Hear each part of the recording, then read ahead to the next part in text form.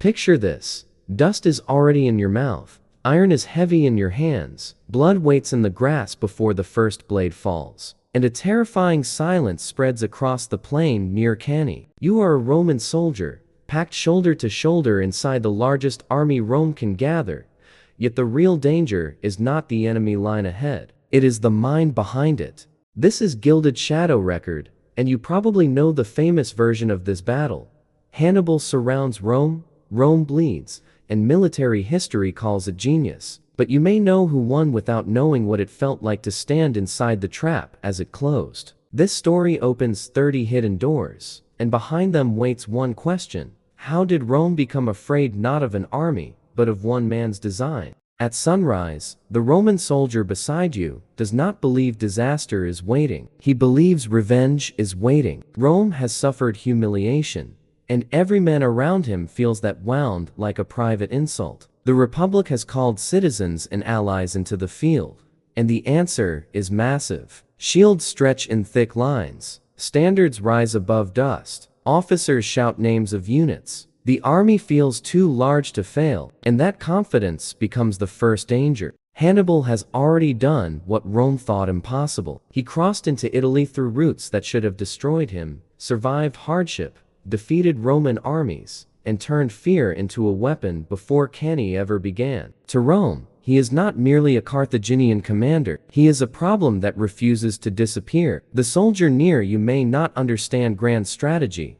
but he understands reputation. Hannibal reaches the battlefield before his army does. The deeper you look, the less simple the battle becomes. Rome is not only fighting Carthage on this plane. Rome is fighting embarrassment, anger, political pressure, and the terrible need to prove that Roman discipline still means something. That need shapes decisions. It pushes men forward before they fully understand what waits ahead. Pride can look like courage from far away, but inside a battle line, pride can become a command no one dares question. The Roman command is divided in memory as much as in ancient accounts. Later writers often place blame on aggression and caution unevenly, and those sources carry politics, hindsight, and the need to explain catastrophe. But inside the human story, one fact matters most. Rome wants the battle to become a test of strength. Hannibal wants Rome to believe strength is the answer. The trap begins before the first formation moves.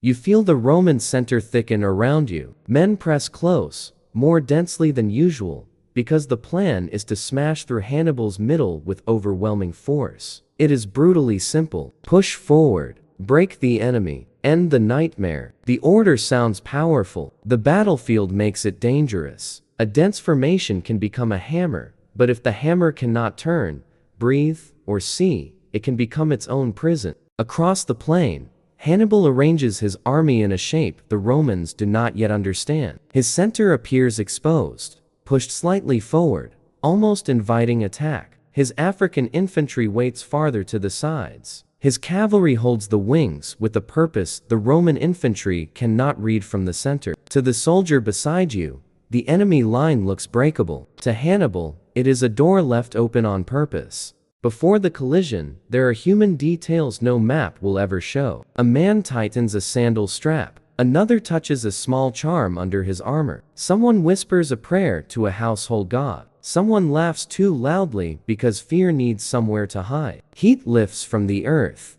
Dust sticks to sweat. History will later call this a masterpiece. The men inside it call it morning, and they still expect evening. Then movement begins. The Roman line advances, and the plain loses its shape. Horns call through the haze. Officers repeat orders. Thousands of feet drag dust into the air until the enemy becomes a blur of shields and bodies. On the map, it looks clean. On the ground, it is chaos. The soldier cannot see the plan. He can only feel the man behind him pushing him forward. At first, Rome seems to be winning. Hannibal's center bends backward under the Roman weight. The soldier sees enemies yielding ground and feels belief pass through the formation like fire. This is what they came for. This is what Rome promised itself. The Carthaginian line appears to give way, and every Roman instinct says the same thing. Push harder. Finish it. Do not let the foreigner escape.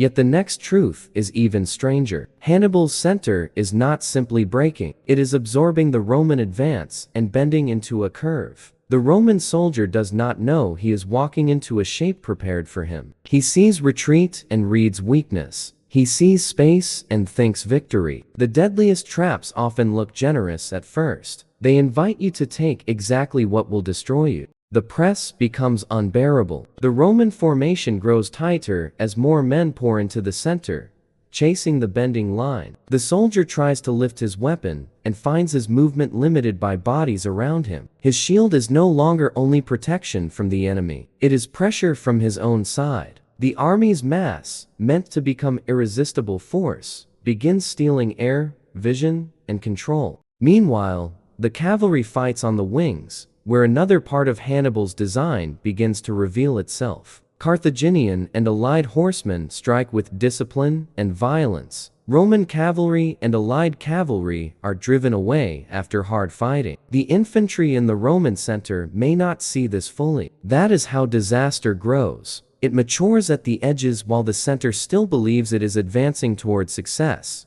What happens next changes everything. With the Roman cavalry pushed aside, Hannibal's horsemen are free to move behind the Roman army. The soldier still thinks the battle is in front of him, because that is where his eyes are pointed and where his fear has been trained. But danger has already shifted. The field is no longer a straight contest. It is becoming a circle. Hannibal's African infantry turns inward from the flanks. The sides of the Roman formation, once protected by expectation and movement, are struck with sudden force. The soldier feels the impact before he understands it. Men on the left shout. Men on the right stumble. Orders begin to collide. The Roman center still pushes, but the shape of the battle has changed. The army is no longer attacking a line. It is entering a closing mouth. Here, Gilded Shadow Record asks you to stand inside the moment confidence becomes confusion. Officers shout commands that cannot travel through bodies packed too tightly to respond. Men try to turn, but there is no room. Others raise shields toward new threats and expose themselves to old ones. Rome's greatest strength has become a cage of flesh, bronze, and panic. Courage remains, but courage needs direction,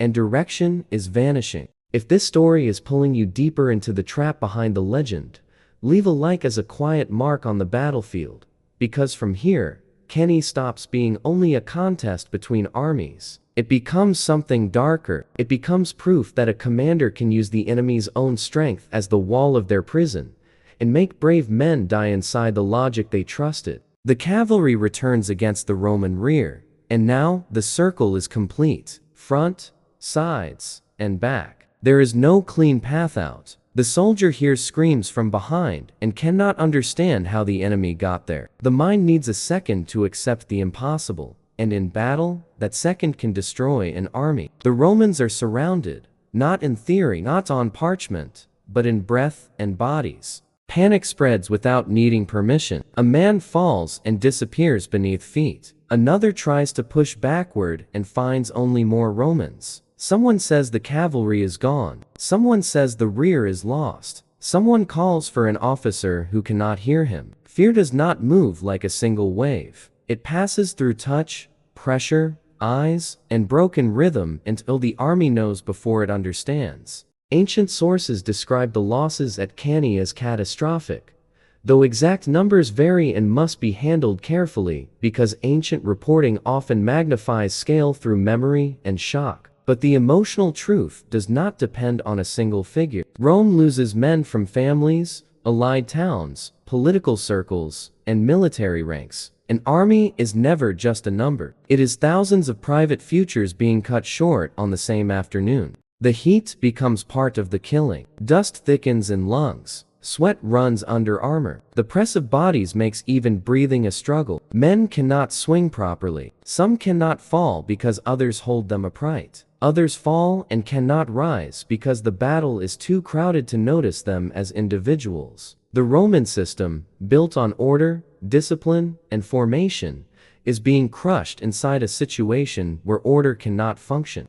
And this is where the familiar version starts to break. Hannibal's victory is often admired as clean brilliance, a perfect double envelopment repeated in military studies for centuries. But inside the ring, brilliance does not look clean. It looks like a soldier realizing every successful step forward has carried him farther from escape. It looks like the terrible moment when victory turns around and shows its teeth. Some Romans continue fighting with the discipline that deserves remembrance. Others search for gaps that do not exist. Some survive because they stand near an edge, or because darkness, exhaustion, and chance allow escape. The unnamed soldier beside you is no longer thinking of glory, senate, republic, or revenge. He thinks of open air, a patch of ground, one impossible space wide enough to live. Hannibal does not need to rush now. That is the horror of the completed trap. Time itself becomes Carthaginian. The Roman numbers, once so frightening,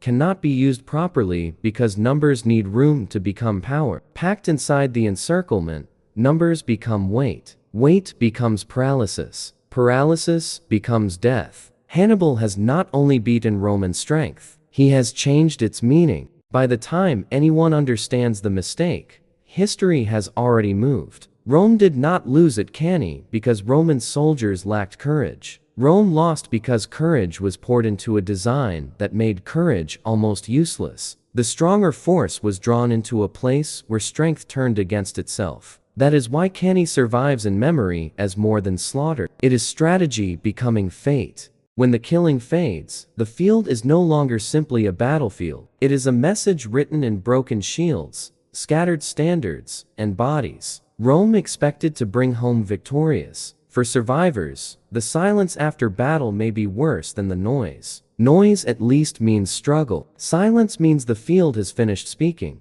and what it says is unbearable. Rome can bleed. Rome can be trapped. Rome can fail. Hannibal has done something almost impossible. He has made Rome look mortal in front of Italy. The shock spreads beyond the plain. Allies and enemies watch carefully. Some communities question whether Rome can still protect them. Others wonder whether Hannibal is the future. A battle can destroy an army, but it can also damage the invisible agreement that holds power together. Cannae wounds Rome's image as much as its legions. And yet, the strangest truth is that Cannae does not end Rome. Many states would have shattered after a disaster of this scale. Rome does not. It grieves, panics, improvises, recruits, delays, adapts, and refuses to grant Hannibal the kind of battlefield he wants again. This is the part of the story that makes Rome terrifying in a different way. Hannibal proves he can destroy a Roman army. He does not prove he can destroy Roman endurance.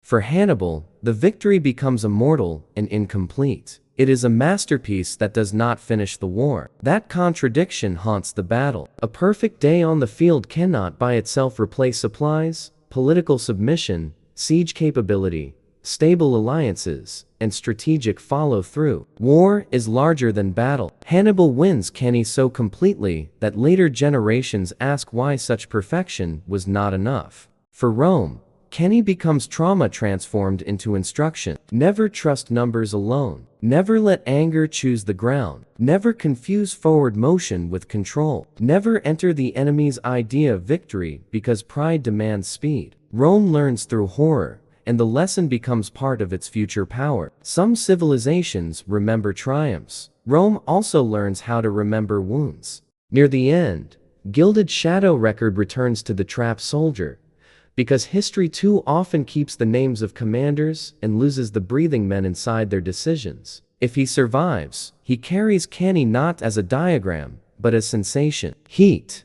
dust, pressure, a shield pressed against his ribs. The moment he understood the enemy was not breaking, the enemy was closing. So when you hear Cannae, do not picture only neat arrows curving around a Roman block. Picture a man inside that block, unable to turn his shoulders, unable to see the whole field, unable to understand why victory has become suffocation. Picture the moment Rome learns that bravery without perception can march directly into a mind sharper than any blade. The final weight of Cannae is not simply that Hannibal won. It is that one commander forced the most disciplined power in Italy to confront the limits of its own confidence. The battle changed military thought, shook alliances, deepened the Second Punic War, and left behind one of history's most chilling truths. Sometimes the most dangerous enemy is not the one with the larger army, but the one who understands what your army wants to believe. And now, as dust settles over the plain and the last cries disappear into the heat, Cannae remains more than an ancient battle. It is a warning carved into military memory. Rome was not afraid because Hannibal had more men. Rome was afraid because, for one terrible day, he understood Roman strength better than Rome understood itself. The battle still echoes today because every power believes its greatest force will save it, until someone turns that force into the shape of its fall.